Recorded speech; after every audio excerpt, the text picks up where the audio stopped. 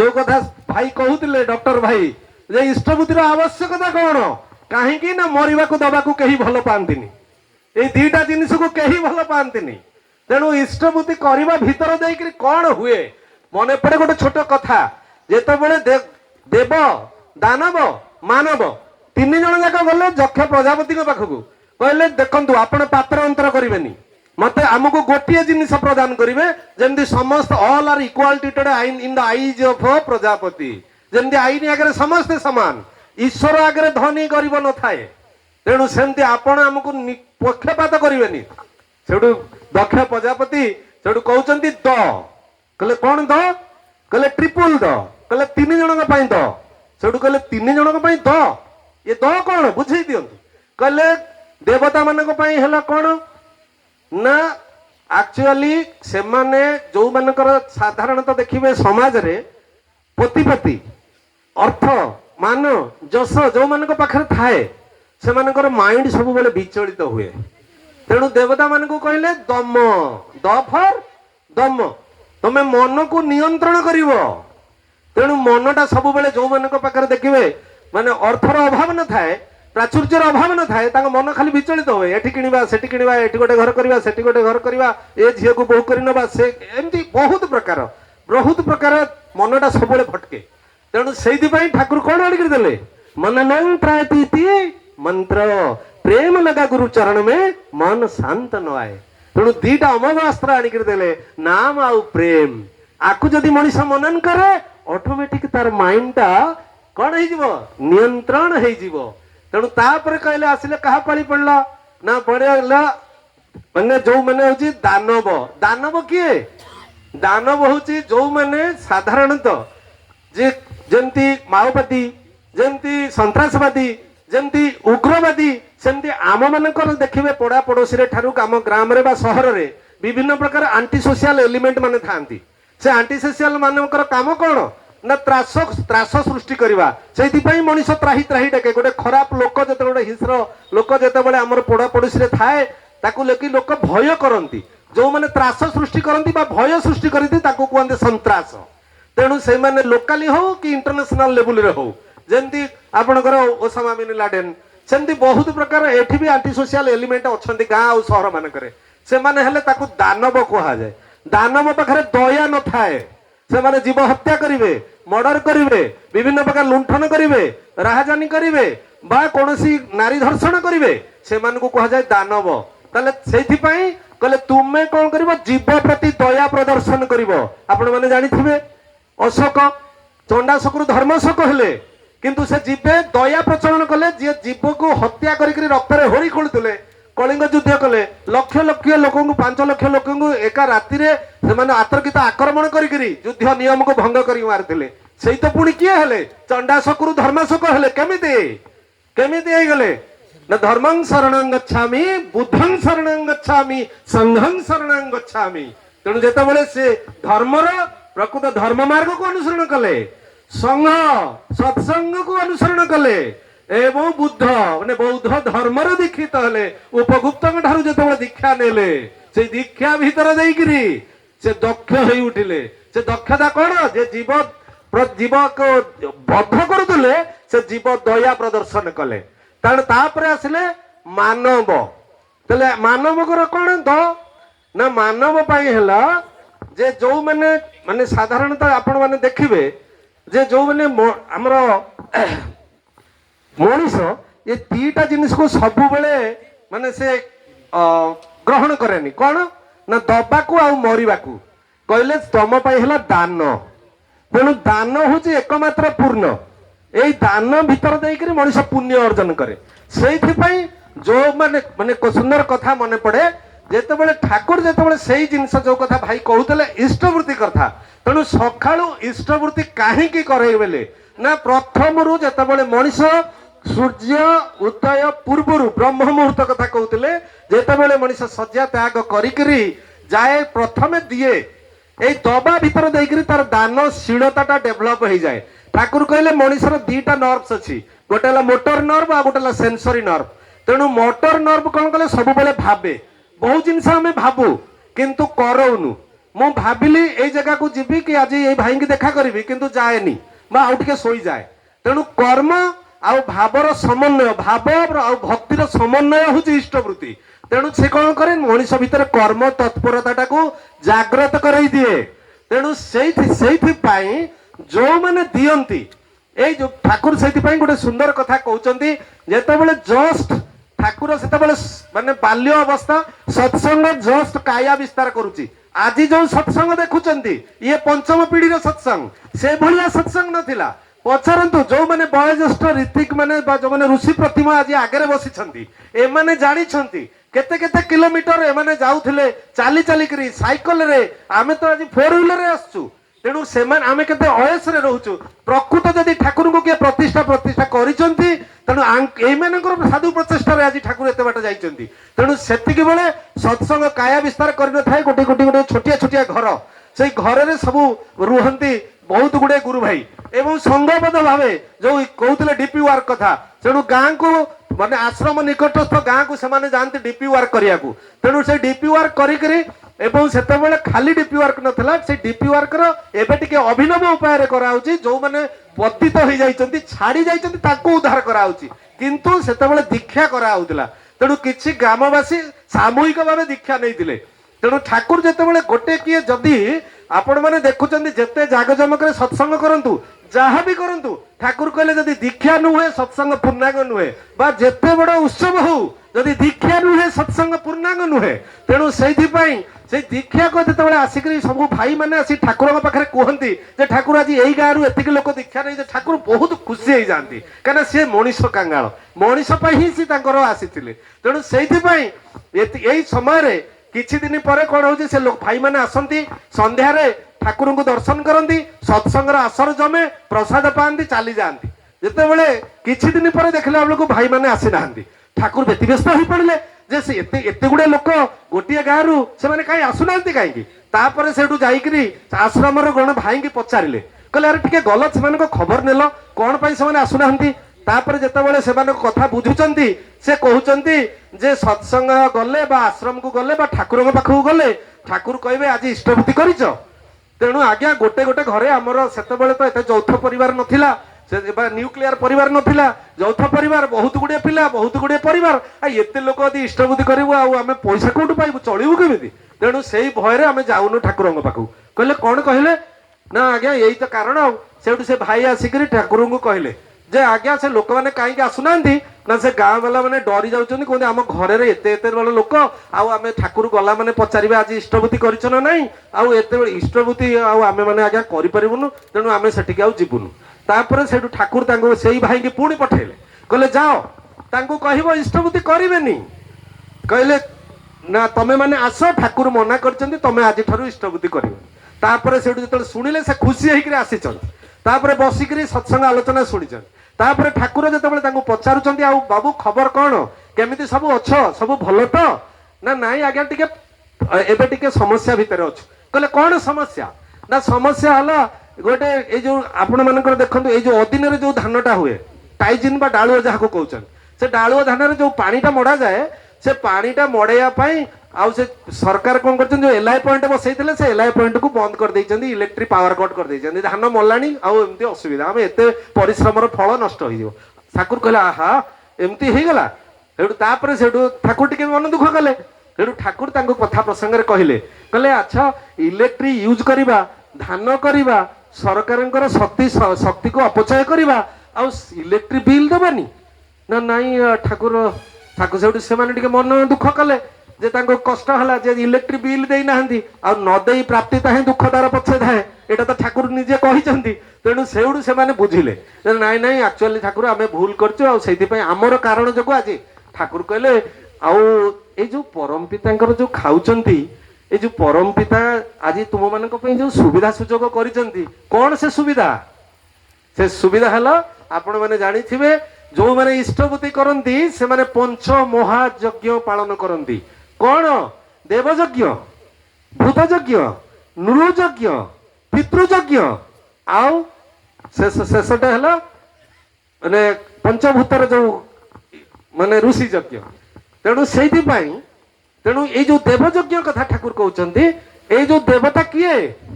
ଯାହାଙ୍କର ଆଜି ଆପଣ ମାନେ ଦେଖୁଛନ୍ତି ଯିଏ ଦିଏ ସେ କିଏ? ଯୋଉମାନଙ୍କ ଠାରୁ ଆଜି ପାଇଛନ୍ତି ଯେ ଆଜି ତୁମ ବାପାକୁ କିଏ ଜନ୍ମ କରିଛି, ବାପର ବାପାକୁ କିଏ ଆଣିଛି, ତା ବାପାକୁ କିଏ ଆଣିଛି, ଅଲ୍ଟିମେଟ ଏଣ୍ଡ ହେଲା ଆମେ ତାଙ୍କୁ ଦେଖିନେ, ସେ ହେଲା ଦେବତା। ଯିଏ ଆପଣ ମାନେ ଦେଖନ୍ତୁ ଜଣେ ଯୁକ୍ତି କଲେ, କହିଲେ ଦେବତା ଅଛନ୍ତି, କହିଲେ ହଁ ଅଛି, କହିଲା ଦେଖିଛନ୍ତି ଅଛନ୍ତି ନା ହଁ ଅଛନ୍ତି, ତେଣୁ ସେ କହିଲା ଦେଖାଇ ପାରିବ, କହିଲେ ସେ ଗୋଟେ ଉଦାହରଣ ଦେଲେ, କହିଲେ ଆପଣ ଦେଖିଲେ ନଡିଆ ଭିତରେ ପାଣି ଅଛି ନା ହଁ, ତମ ଘରେ ମଟର ଲାଗିଛି ନା ଟାଙ୍କିକି ପାଣି ଯାଉଛି, ସେ କହିଲେ ହଁ, ତାହେଲେ ନଡିଆ ଭିତରେ ପାଣି କେମିତି ଗଲା, କୋଉଠି ମଟର ଲାଗିଛି, ସେଠି କିଏ ନେଲା, ତାହେଲେ ମତେ କୁହ ନଡିଆ ଭିତରେ ପାଣି କୋଉଠୁ ଆସିଲା। ତେଣୁ ଆଉ ଜଣେ ସେମିତି ଆପଣ ଆକବର ଆଉ ବୀରବଲଙ୍କର କଥା ମଧ୍ୟ ଜାଣିଥିବେ, ତାଙ୍କ ଭିତରେ ଯେତେବେଳେ ଲାଗିଲା ଯେ ଏକମାତ୍ର ହିନ୍ଦୁ ମନ୍ତ୍ରୀ ବୀରବଲ ବହୁତ ଚାଲାକ, ଆକବର କହିଲା ଆଇରେ ତମର ତ 33 କୋଟି ଦେବତା କଣ କହୁଛ, ଆଉ ତମର ପ୍ରକୃତରେ କଣ ଦେବତା ଅଛନ୍ତି ନା ହଁ ଆଜ୍ଞା ଅଛନ୍ତି, ସେଠୁ ସାଙ୍ଗେ ସାଙ୍ଗେ କହିଲା ଦେଖା, କହିଲା ଟିକେ ଟାଇମ ଦିଅନ୍ତୁ, ସେଠୁ ତାପରେ ଘରେ ଆସିଛି, ଘରେ ନିଦ ହଜିଗଲାଣି, ପୁଅ ସେଠୁ ଦେଖିକିରି ବାପାର ଚେହେରା ଦେଖିକିରି କହିଲା ବାପା ଆଜି କାହିଁ ଏତେ ବ୍ୟସ୍ତ ଲାଗୁଛନ୍ତି, ନା ମତେ ରାଜା ପଚାରିଲେ ଠାକୁର ଅଛନ୍ତି, ମୁଁ କହିଲି ହଁ ଅଛି, ନା ବାବା ଇଏ ସିମ୍ପଲ ଆନ୍ସର, ଆ ପାଇଁ ଏତେ ଟେନସନ, କହିଲା ସିମ୍ପଲ ଆନ୍ସର ଦେଖାଇ ପାରିବୁ ନା ହଁ ଦେଖାଇଦେବି, ସେଠୁ କହିଲେ ଗୋଟେ ମାନେ କ୍ଷୀର ଗ୍ଲାସ ଆଣ, ସେଠୁ ଗୋଟେ କ୍ଷୀର ଗ୍ଲାସ ଆଣିଲେ, କହିଲେ ବାପା ଗୋଟେ ଚାମଚ ଆଣ, ଗୋଟେ ଚାମଚ ଆଣିଲେ, କହିଲେ ବାବା ବସି ଗୋଳା, କହିଲେ କାହିଁ ଗୋଳେଇବି, ନା ଘିଅ ବାହାରିବ, କହିଲେ ଏମିତି କଣ ଘିଅ ବାହାରେ, ନା କ୍ଷୀରରେ ଘିଅ ନାହିଁ, ନା ହଁ ଅଛି, ନା ତାହେଲେ ଗୋଳେଇଲେ କାହିଁ ବାହାରିବନି, ନା ତାର ଗୋଟେ ପ୍ରୋସେସ ଅଛି, ତାହେଲେ ଠାକୁର କଣ ଚରଣ ଚକ୍ଷୁରେ ସମସ୍ତଙ୍କୁ ଦେଖାଦେବେ, ଯେ ଅଜମଜାତନ ଇଷ୍ଟପତି ସ୍ୱସ୍ତିନୀ ସଦାଚାର କଣ୍ଟାଇ କଣ୍ଟାଇ କରୁଛି ତାକୁ ଦେଖାଦେବେ ନା କଣ, ଯାହାକୁ ନାହିଁ ତାକୁ ଦେଖାଦେବେ ନା କଣ, ସତ୍ସଙ୍ଗରେ ବସିଗଲେ ଠାକୁର ଦେଖାଦେବେ। ତେଣୁ ସେଇଥିପାଇଁ ଯିଏ ତାଙ୍କ ପ୍ରିନ୍ସିପଲକୁ ଫଲୋ କରିବ ସିଏ ଦେଖିବ, ତା ମାନେ ନୁହେଁ ଯେ ସମସ୍ତଙ୍କୁ ଚର୍ମ ଚକ୍ଷୁରେ ଦେଖାଦେବେ। ତେଣୁ ଘିଅ ଭିତରେ ଅଛି ବା କ୍ଷୀର ଭିତରେ ଘିଅ ଅଛି, ସେମିତି ଠାକୁର ସର୍ବବିଦ୍ୟମାନ। ଆପଣ ମାନେ ଜାଣିଛନ୍ତି ଗୁରୁ ନାନକଙ୍କର କଥା, ନାନକ ଜଷ୍ଟ ମନ୍ଦିରକୁ ଗୋଡ ଦେଇକିରି ଛୋଟ ଅବସ୍ଥାରେ ହେଇଥାନ୍ତି ଶୋଇ ପଡିଥିଲେ, ତେଣୁ ପୂଜାରୀ ଆସିଲା ଗାଳି ଦେଲା, କହିଲା ଭାଇ ଠାକୁରଙ୍କ ପାଖକୁ ଗୋଡ ଦେଇ ତୁ ଏତେ ବଡ ସାହସ, ସେଠୁ ଉଠିଗଲେ, କହିଲେ ପୂଜାରୀ ମହାଶୟ ମୋର ଗୋଟେ ପ୍ରଶ୍ନ ଅଛି, କହିଲେ କଣ, ନା ଠାକୁର କୋଉ ଦିଗରେ ନାହାନ୍ତି କହିଲେ ସେଇ ଦିଗଟାକୁ ଗୋଡ ଦେବି, ଠାକୁର କୋଉ ଦିଗରେ ନାହାନ୍ତି। ତେଣୁ ସେଇଥିପାଇଁ ଆଜି ଠାକୁର ଆମ ପାଖରେ ଇଷ୍ଟଭୂତି ପ୍ରଚଳନ କଲେ, ଯେ ହଉଛି ଏଇ ଇଷ୍ଟଭୂତି କରିବା ଭିତରେ ଯାଇକରି ଯିଏ ଆମର ସ୍ରଷ୍ଟା ତାଙ୍କ ପ୍ରତି ଆମେ କୃତଜ୍ଞତା ଜ୍ଞାପନ କରିବା, ଏବଂ ତା ଭିତରେ ଦେଇକି କିଏ ହେଲେ ନା ଯୋଉ କଥା କହିଲେ ଭାଇ ଋଷି ଯଜ୍ଞ, ଏ ଋଷି କିଏ, ସତ୍ୟଦର୍ଶୀ, ସତ୍ୟକୁ ଯିଏ ଦର୍ଶନ କରିଥାନ୍ତି ତାଙ୍କ ନାଁ ହେଲା ଋଷି। ଆଜି କୋଉମାନଙ୍କୁ ପାଞ୍ଜା ମିଳିଛି, କୋଉମାନଙ୍କୁ, ଯୋଉମାନେ ସତ୍ପଥରେ ଗମନ କରିକି ସତ୍ୟକୁ ଦର୍ଶନ କରିଛନ୍ତି, କାହିଁକି ନା ଯୋଉ ଦିନ ତ ଦୀକ୍ଷା ନେଲେ ସେଇଦିନ ଠାକୁର ପାଞ୍ଜା ଦେଇଦେଲେନି, କାହିଁକି ଦେଲେନି, ନା ସେଇଦିନ ତାଙ୍କର ସେତିକି ପ୍ୟୁରିଫିକେସନ ହେଇନଥିଲା, ସେ ତ୍ୟାଗ ଯୋଉ କଥା କହୁଥିଲେ ରାମକୃଷ୍ଣ ପରମହଂସଙ୍କ କଥା, ସେଇ ତ୍ୟାଗ ତାଙ୍କ ଭିତରେ ଆସିନଥିଲା, ଈର୍ଷା ହିଂସା ପରଶିକାତରତା ଘୃଣା ଲଜ୍ଜା ଭୟ ସେଗୁଡାକ ତାଙ୍କ ଭିତରେ ବସା ବାନ୍ଧିକିରି ଥିଲା। ଯେତେବେଳେ ଧୀରେ ଧୀରେ ଧୀରେ ଧୀରେ ଏଇ କରିବା ଭିତରେ ଦେଇ ଠାକୁର କହିଲେ ପଦ୍ମା ନଦୀର ଦେଖିଛୁ ଦେଖିଛୁ ପଦ୍ମା ନଦୀ, କହିଲେ ହଁ, କହିଲେ ଦେଖୁଛ ଅତଡାରେ ଦେଖିବୁ, ସେ ଅତଡାଟା କେତେ ସୁନ୍ଦର ଦେଖା ଯାଉଥିବ, ଯେତେବେଳେ କିଛି ସମୟ ଆସିବ ସେ ଭୁସ୍ କିନି ଗଳି ପଡିବ, ତା ଉପରଟା ବହୁତ ସୁନ୍ଦର, ଭିତରୁ ଭିତରୁ ଖାଇଯାଏ। ତେଣୁ ତୁ ଦୀକ୍ଷା ନେଲା ପରେ ତୁ ଯେତେବେଳେ ଇଷ୍ଟବୃତ୍ତି କରିବୁ ନାମ ଧ୍ୟାନ କରିବୁ, ତୋର ଭିତରୁ ଭିତରୁ ସେମିତି ଖାଇଯିବ, ଲାଷ୍ଟରେ ଏଇଭଳିଆ ପାଞ୍ଜା ପ୍ରାପ୍ତ ହବୁ ଏବଂ ଏଇଭଳିଆ ଋଷି ପ୍ରତିମ ହେଇକିରି ଆଗରେ ବସିବୁ। ତେଣୁ ସେଇଥିପାଇଁ ଜଣେ ଆମ ମାନେ ଯିଏ ଇଷ୍ଟବୃତ୍ତି କରେ ସେ ପଞ୍ଚ ମହାଯଜ୍ଞ କରେ, କାହିଁକି ଠାକୁର କହିଲେ ଏଇ ପଞ୍ଚ ମହାଯଜ୍ଞ ଭିତରେ ଦେଇକରି ମଣିଷ କୃତଜ୍ଞତା ଜ୍ଞାପନ କରେ, କାହିଁକି ନା ଠାକୁର କହୁଛନ୍ତି ଗୋହତ୍ୟା, ନରହତ୍ୟା, ଭ୍ରୂଣ ହତ୍ୟା ତାଠାରୁ ବଡ ପାପ ହେଲା ଅକୃତଜ୍ଞତା, ଯାହାର ଖାଇଲୁ ତାର ଭୁଲିଗଲୁ ନେଇକରି ଖୁସି ହବା, ସେଥିପାଇଁ କୁହାଯାଏ କଣ କୁହାଯାଏ ଶାସ୍ତ୍ରରେ କୁହାଯାଇଛି ଯେ ଖାଇବା ପିଇବା ଅଙ୍ଗ ଲଗେଗା, ଏ ଖାଅ, ଖାଇକିରି କଣ ହବ, ମୋଟା ହବ, ବ୍ଲଡ ପ୍ରେସର ବଢିବ, ଡାଇବେଟିସ ବଢିବ, କୋଲେଷ୍ଟ୍ରୋଲ ବଢିବ, ଯିବ ହସ୍ପିଟାଲରେ ମୃତ୍ୟୁବରଣ କରିବ। ଖାଇବା ପିଇବା ଅଙ୍ଗ ଲଗେଗା, ଦାନ ଦିଆ ସଙ୍ଗ ଚଲେଗା, ଯାହା ଦାନ ଦେଇଛନ୍ତି ଆଜି ସତ୍ସଙ୍ଗରେ ସେ ସବୁ ଯିବ ଉପରେ, ଉପରେ ଯାଇକିରି ଚିତ୍ରଗୁପ୍ତ ପାଖରେ ଲେଖା ହଉଥିବ କେତେ ଦେଇଛନ୍ତି, କେତେ ୟୁରୋ ଖର୍ଚ୍ଚ କରିଛନ୍ତି, କେତେ ପ୍ୟୁରୋ ବନେଇଛନ୍ତି, ସେଠି ପ୍ୟୁରିଟି ଦେଖାଯିବ, ପୂର୍ଣ୍ଣ ପୁଣ୍ୟ କେତେ ପୁଣ୍ୟ କରିଛ। ଦାନ ଦିଆ ସଙ୍ଗ ଚଲେଗା, ବାକି ବଚା ଜଙ୍କ ଲାଗିବ, ଆଉ ଯାହା ରହିଗଲା ନା ସବୁ ଜଙ୍କ ଲାଗିବ ଏଠି ପଡି ପଡିକିରି, କେତେବେଳେ କିଏ କୁଆଡେ ଯିବ, କୋଉଠି ପୁଅ ମଦ ପିଇକିରି ପଡିଲାଣି, କୋଉଠି ଗାଡି ଆକ୍ସିଡେଣ୍ଟ ହେଲାଣି, କଣ ହେଲାଣି କିଛି ରହିବ ନାହିଁ। ତେଣୁ ଯେତିକି ଦାନ ପୁଣ୍ୟ ଆଜି ଭାଇ ମା ମାନେ ଏଠି କରିଛନ୍ତି ଇଏ ତାଙ୍କର ସବୁ ରହିଲା, ଇଏ କୋଉଠି ଚିତ୍ରଗୁପ୍ତ ଖାତାରେ ସବୁ ଲେଖା ହେଇକିରି ରହିଲା। ତେଣୁ ସେଇଥିପାଇଁ ଠାକୁର କହୁଛନ୍ତି ପରେ ଆସୁଛି କଣ ନା ନୃ ଯଜ୍ଞ। ନୃ କିଏ, ଏ ନୃ ହେଲା ଇଏ ମଣିଷ ସମାଜ, ଏ ମଣିଷ ସମାଜ ଆଜି ଆଜି ଆପଣ ଯୋଉମାନେ ଯେତେ ଜଣ ଶାଢୀ ପିନ୍ଧିକିରି ଆଇଛନ୍ତି, ଏତେ ସୁନ୍ଦର ସୁନ୍ଦର ଡ୍ରେସ ପିନ୍ଧିକି ଆଇଛନ୍ତି, କାହା ଘରେ ତିଆରି ହଉଛି, ଇଏ ଯୋଉ ଚଷମା ଖଣ୍ଡେ ପିନ୍ଧିଛି, ଘଣ୍ଟାଟେ ଲଗେଇଛି କି ଡ୍ରେସଟେ ପିନ୍ଧିଛି, କାହା ଘରେ ତିଆରି? ମୋ ବାପା ତିଆରି କରିଥିଲେ, ମୁଁ ତିଆରି କରିଛି? ଇଏ ସବୁ ଆଙ୍କ ମାନଙ୍କର ସାହାଯ୍ୟ ନେଇଛୁ ତୁ ତୁ ଅକୃତଜ୍ଞ କରୁଛୁ। ଯୋଉ ଯୋଉ ଡକ୍ଟର ତୁମ ଝିଅକୁ ଡେଲିଭରି କରିଛି, ଯୋଉ ନାତି ନାତୁଣୀ ଆପଣ ପାଇଛନ୍ତି, ସେ ଡକ୍ଟରକୁ ଆପଣ ପଢେଇଥିଲେ, ସେ ଡକ୍ଟରକୁ ଆପଣ ବନେଇଥିଲେ। ତେଣୁ ତା ପ୍ରତି କେବେ କୃତଜ୍ଞତା ଜଣେଇଛ? ଯାଇକିରି କହିଛ ଥ୍ୟାଙ୍କ ୟୁ ଡକ୍ଟର? କେବେ କହିଛ ନା? ତମ ପିଲା ଯାଇକିରି କେବେ କହିଛି ଥ୍ୟାଙ୍କ ୟୁ ଡକ୍ଟର, ଆପଣ ମାନେ ଆପଣ ସୁନ୍ଦର ଡେଲିଭରି କରିଥିବାରୁ ମୋ ପିଲା ଗୋଟେ ସୁନ୍ଦର ସନ୍ତାନ ମୁଁ ପାଇଛି, ଏବଂ ମୋର ନାତି ବି ବା ନିଜର ନାତି ନାତୁଣୀ କେବେ ଯାଇକି ତାକୁ ଜଣେଇଛନ୍ତି? ତେଣୁ ଆମେ ମାନେ ଅକୃତଜ୍ଞ ପାଖରେ ଭାଗି ହଉଛୁ। ତାହେଲେ କୋଉମାନେ ଭାଗି ନୁହନ୍ତି ନା ଯୋଉମାନେ ଇଷ୍ଟବୃତ୍ତି କରନ୍ତି। ତେଣୁ ଏଇଥିରେ କଣ ହୁଏ? ଆ ଭିତରେ ଦେଇକିରି ଭୂତ ଯଜ୍ଞ ମଧ୍ୟ ପାଳନ ହୁଏ। ନୃ ଯଜ୍ଞ ସହିତ ଭୂତ ଯଜ୍ଞ ବି ପାଳନ ହୁଏ। ଏଇ ଭୂତ ଯଜ୍ଞ କଣ? ଆପଣ ମାନେ ଦେଖୁଛନ୍ତି, ଆପଣ ମାନେ ଯେତେ ଯେତେ ଯୋଉ କ୍ଷୀର ଟିକେ ଆଜି ପିଉଛନ୍ତି, ସେ କ୍ଷୀରରୁ କଣ ଆସୁଛି? ଘିଅ ଆସୁଛି। ଆପଣଙ୍କ କାହାର ପାୱାର ନାହିଁ କ୍ଷୀରକୁ ଘିଅରେ କନଭର୍ଟ କରିଦବ? एकमात्र किए? लैक्टोबैसिलस एसिड, जो ईस्ट टा फॉर्मेशन होउची लैक्टोबैसिलस ईस्ट, से एकमात्र क्षीर को दही रे परिणत करिवो, दही लहुणी हबो, लहुणी रु जाईकरी घी हबो। तेनु आपण माने जानि छथि आमे तांको केते कृतज्ञता जणाउछे। आपण मानकर एई जो सो कॉल्ड कुकुर, ए जो माछो, ए माने देखंतु आपण पानी रे जे कोनसी मलमूत्र त्याग करूचंती, छेप खंकार पकाउचंती, ताको किए खाउची? माछो माने खाइकरी शुद्धता करूचंती। बाह्य मलमूत्र करूच, ताको किए खाउची? कुकुर काउ खाउचंती। सेमानक प्रति कोन जणाइछ? सेमानक प्रति किछि जणाइ। तेनु सेइथि पई ठाकुर कहले जे इष्टबुद्धि करे से पापरे भागी हुएनी। पुणी ठाकुर कहउचंती आसिला कोन? पितृमातृ यज्ञ। ए पितृमातृ यज्ञ कोन? अक्षम शैशवरु सक्षम युवक अवस्था को किए आनिला? सेई बाप मा। चाली धरिकरी दुनिया दांडरे किए शिखैची? सेई बाप मा। एबीसीडी अ किए शिखैला? आज डाक्टर हेचु, इंजीनियर हेचु, प्रोफेसर हेचु, आईएएस हेचु, सेई बाप मा। तेणु आमे कोन कले ना माने माता च कमला देवी, पितृदेव जनार्दन, लक्ष्मी और नारायण स्वरूप सी। तेणु जेतेबेले कौन हुए ना, जेतेबेले देवादेवी को पूजा नेबाकू हुए, पूजा एठी देखो कौन करूचंती? दीप देइचंती, धूप देइचंती, फूल देइचंती। काकू देइचंती? आपण बापा को केबे धूप दीप फूल दियंती? जेतेबेले ईश्वर को धूप दीप फूल नेबाकू हुए, सेतेबेले से आसिकरी मंदिर रे विग्रह रूप रे बसंती। आउ जेतेबेले प्रत्यक्ष रे सेवा नेबाकू हुए, से आसी माँ बापा रूप रे तम घरे जन्म नियंती। तेणु सी जी माँ बापा किए? ठाकुर कहिए बर्नार्ड संगर गोटे कथा अछि, be aware of the man whose God is in the sky. जो माने भावंती ईश्वर निराकार, ताको ठौ दूरेई रह। प्रकृत पितामाता हेले जीवंत ईश्वर। तेणु सेई माने को सेवा दे। बापा को, अजा को, आई के आमे ताको पिठरे हाथ पाएनी। पिला को पठेइबो, ताको तेल मालिश कर देबे, ताको मोड़ी देबे, ताको या भीतर दे एई सेवा। आ भीतर दे कि किए प्रीत हेबे? सीए प्रीत हेइबे। तेणु सेइथि पई आपणकर कोनोसी ये नहीं आपण को अपग्रेड करिया पई, एकमात्र होची दान। तेणु जो माने देइचंती प्रत्येक दिन सखाळू, इभिन इफ जो माने एठी भाई माने नन सत्संगी अछंती, दीक्षा नै नांदी, इष्टबुद्धि न करंती, गोटे छोटिया सजेशन भाई हिसाब रे देबी। 10 टंका गोटे कुंपी, जो आमर यात्रा माने जा पिला पई कुंपी आनो, से कुंपी रे 10 प्रत्येक दिन छुआ हाथ रे 10 टंका दबो। 10 टंका को पकेइबो, से 10 टंका 30 दिन रे 300 टंका हबो। 300 टंका को धरिबो, ताकू नेइकरी पाखरे थिबा बस्ती रे कोनोसी पिला ताकू बिस्कुट टाए, चॉकलेट टाए, के सिलेट टाए, खड़ी टाए ताकू दियंतु। देखंतु एई दान केमिति आपणकर दान ठारू प्रतिदान ठाकुर कहले यथेष्ट मिलई। आशा करी दान कले किछि न मिलई। गोटिया आंब टाकुआ पका, केते आंब पाइबु? केते कहि परिबे? नाइ मु गोटिए देइथली, मते द ना आउ, सेतिके हेइताउ। से गछ को आपण बंद कर देइ परिबे? केबे भी नुहे। तेणु दान ठारू प्रतिदान यथेष्ट मिलई। आशा करी दान कले किछि न मिलई। तेणु बिना प्रत्याशा विहीन दान आज जो माने देइछंती, तांको घरे सेई भलिया जेमति गोटिया आंबरे असंख्य आंब फळे, आज परम पितांक दरबार रे जो माने से दान करिछंती, तांकर सेमति तांको पिलार, तांको परिवारर समस्तंकर मंगल हबो। एथिरे चिरे मते कहले मु ब्राह्मण पिला पैदा छुई शपथ करी कहूची, टंकाटाए मते जिए देइछि मु लक्ष्य करी ताकू फेराए। वंदे पुरुषोत्तम। जय गुरु।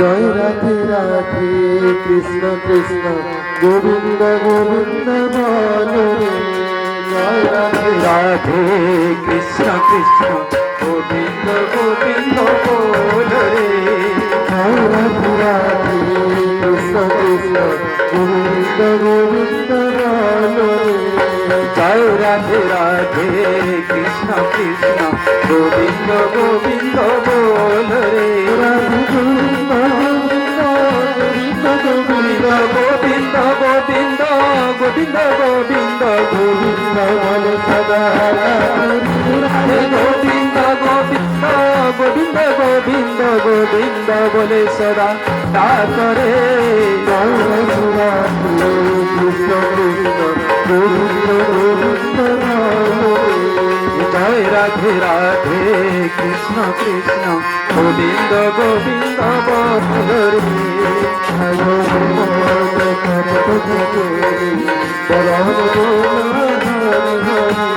ছাড়ো রে মন কপট চতুরি বদনে বল হরি হরি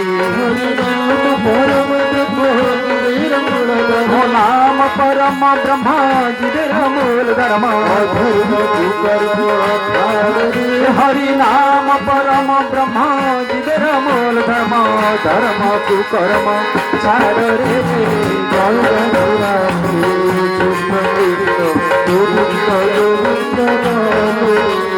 জয় রাধে রাধে কৃষ্ণ কৃষ্ণ গোবিন্দ গোবিন্দ বল রে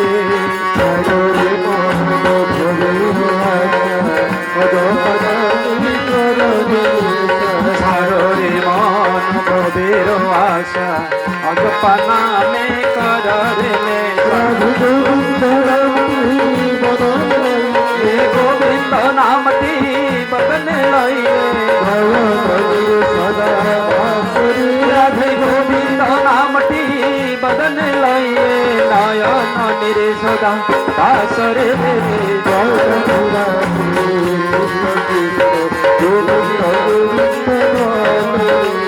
জয় রাধে রাধে কৃষ্ণ কৃষ্ণ গোবিন্দ গোবিন্দ বল রে রাধে গোবিন্দ গোবিন্দ গোবিন্দ গোবিন্দ গোবিন্দ গোবিন্দ রাধে গোবিন্দ গোবিন্দ গোবিন্দ গোবিন্দ গোবিন্দ বলে সদা করে জয় রাধে রাধে গোবিন্দ গোবিন্দ জয় রাধে রাধে কৃষ্ণ কৃষ্ণ গোবিন্দ গোবিন্দ বল রে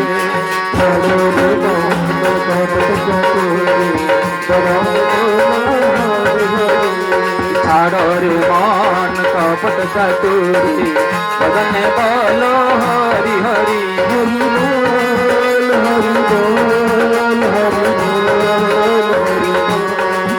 হরি বল হরি বল হরি বল হরি বল হরি বল হরি বল হরি বল হরি বল হরি বল হরি বল হরি বল হরি বল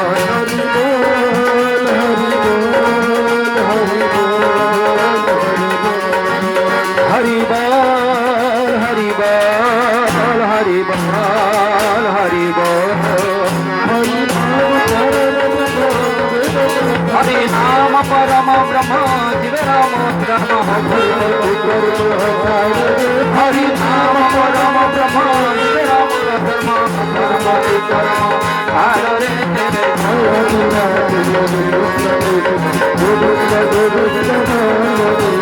হরে রাধে রাধে কৃষ্ণ কৃষ্ণ গোবিন্দ গোবিন্দ বল রে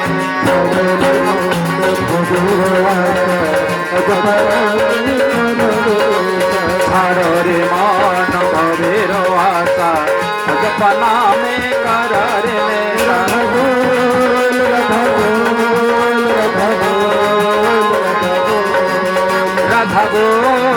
রাধা বল রাধা বল রাধা বল রাধা বল রাধা বল রাধা বল রাধা বল রাধা বল রাধা বল রাধা বল রাধা বল রাধা বল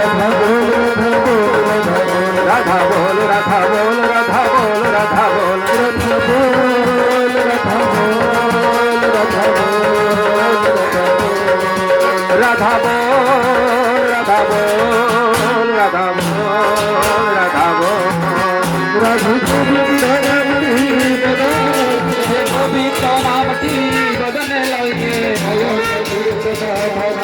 রাধে গোবিন্দ নামটি বদনে লইয়ে মায়া নামের সদা বাসরে জয় রাধে রাধে কৃষ্ণ কৃষ্ণ গোবিন্দ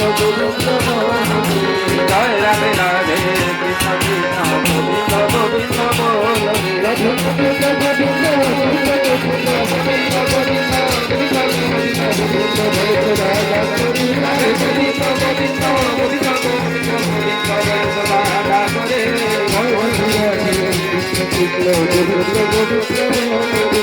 জয় রাধে রাধে কৃষ্ণ কৃষ্ণ গোবিন্দ গোবিন্দ